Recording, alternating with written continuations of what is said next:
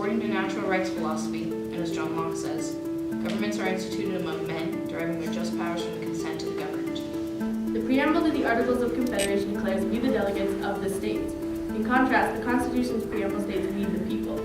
The vague manner of these rights can lead to disagreements and challenges to American rights and freedoms. The rights of different people can overlap and conflict.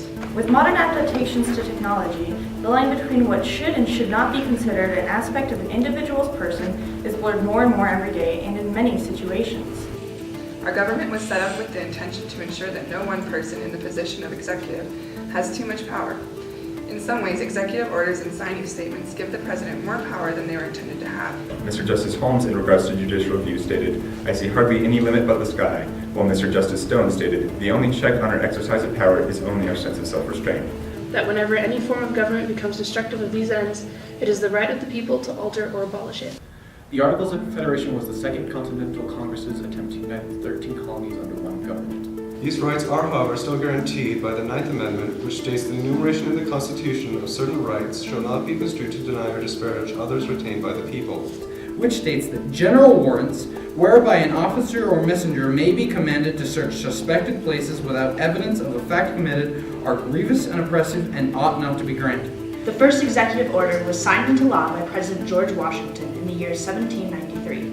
It stated that federal officers now had the ability to prosecute anyone found to be interfering with the war between England and France.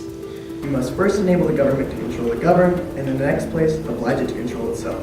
The ideal of a nation being governed by and as a community, rather than overseen, still resonates with citizens today. Congress has the power to make all laws which shall be necessary and proper for carrying into execution the foregoing powers, and all other powers vested by this Constitution in the government of the United States.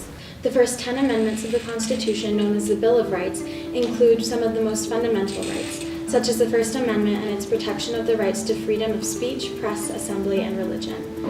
The measures used to protect the country, represented in the Patriot Act, very closely resemble the former writs of assistance that our country sought to deny in our Fourth Amendment, and is perhaps even worse, as the invasion of privacy because of the use of technology radically changes how much information can be obtained through unrestricted seizure. Examples of the positive uses of executive orders are Clinton's creation of the Grand Escalante National Monument, Eisenhower's desegregation of schools, and Truman's desegregation of the armed forces. Marshall believed that it is the judiciary's first and foremost responsibility to uphold the Constitution, stating, "It is emphatically the province and duty of the judicial department to say what the law is."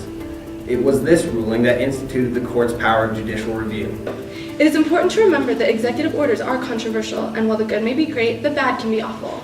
The benefits of an adaptable set of rights outweigh the potential for its causing problems. American rights are not set in stone. They are constantly growing and evolving in American society, which is in of itself growing and changing beneath our feet.